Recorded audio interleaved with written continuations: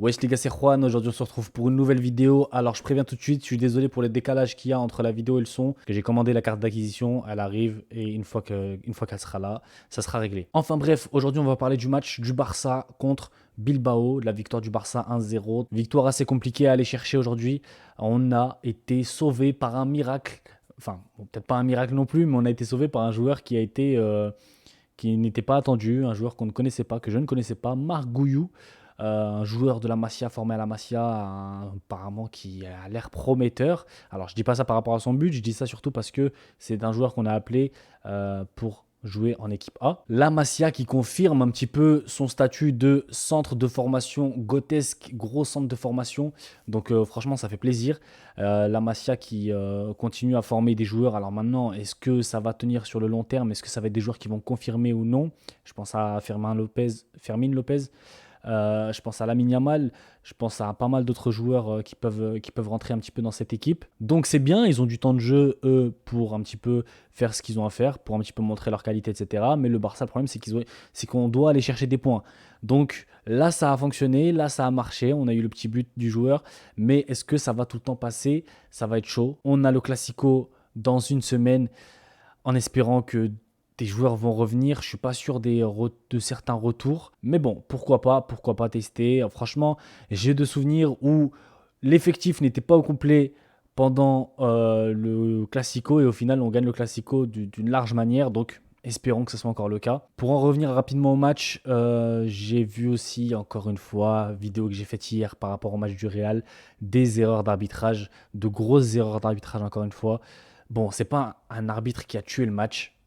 C'est pas un arbitre qui a vraiment voilà, tout cassé. On remet tout sur l'arbitrage. Mais des fois, c'est bizarre. Des fois, on comprend pas certaines décisions. Euh, la première qui me vient en tête, alors c'est pas la plus significative parce qu'en vrai, bon, c'est pas quelque chose qui change grand chose. Mais à la toute fin de match, Lamine Yamal fait un débordement, dribble un joueur. Il se prend une grosse faute. Genre, le mec, il lui tape dedans et l'arbitre ne siffle pas et on comprend pas pourquoi.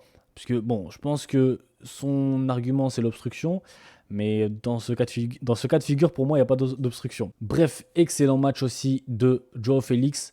Joao Félix qui était tout seul en attaque, il a tenu, entre guillemets, tenu parce qu'au final c'est pas lui qui marque mais c'est Gouillou qui marque, mais il a entre guillemets tenu l'attaque du Barça.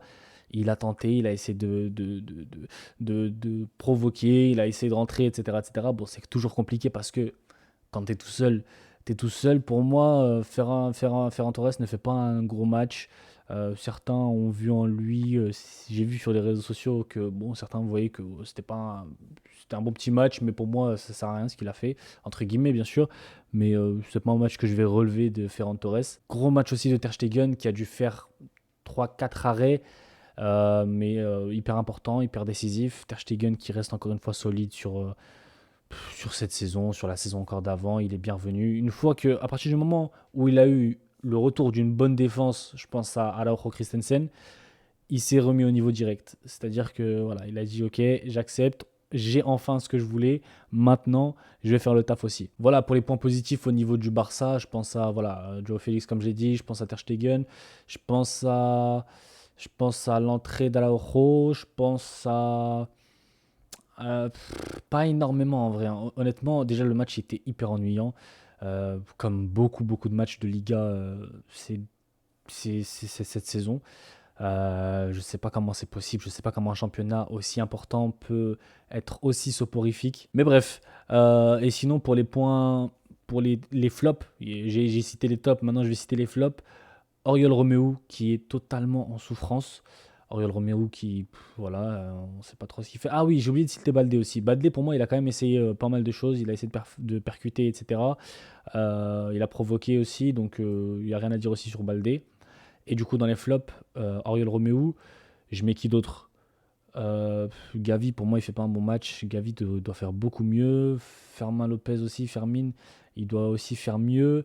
Parce que ok, c'est un jeune, ok, il a le temps d'évoluer, etc. Mais il a le temps d'évoluer, ok, mais nous, on a besoin de lui. En tout cas, s'il est mauvais, on doit dire qu'il est mauvais.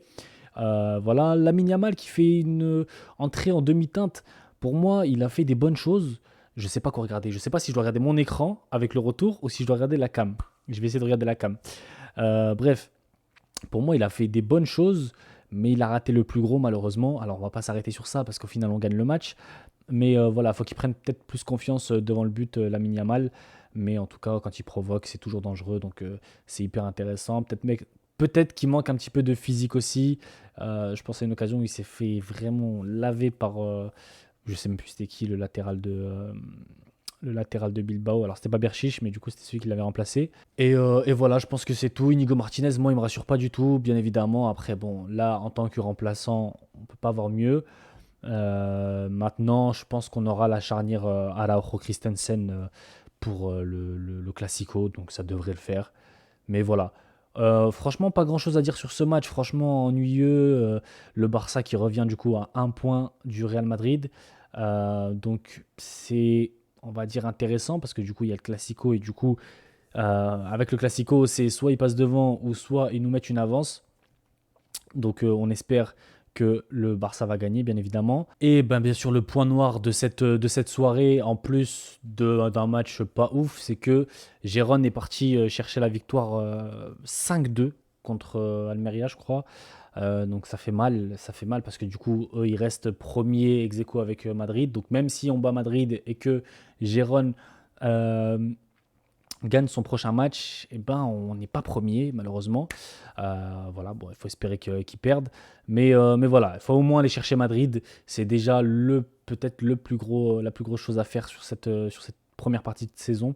Et voilà. Donc voilà, c'est tout pour moi. Je ne vais pas non plus faire une analyse trop poussée sur ce match. Franchement, il n'y a pas énormément de choses à dire. Pour moi, Xavi n'y arrive pas vraiment. On s'en sort un petit peu comme on s'en sortait avec Valverde, comme on s'en sortait avec Koeman, comme on s'en sortait avec Setien. Il n'y a pas énormément de fulgurance, si ce n'est Joao Félix qui fait un gros match, si ce n'est Ter Stegen qui fait aussi un gros match, si ce n'est les essais de Baldé, etc. Mais collectivement, je vois pas grand-chose malheureusement. Donc voilà. En tout cas, je vous souhaite une bonne soirée. Voilà pour ce que j'ai à dire sur ce match.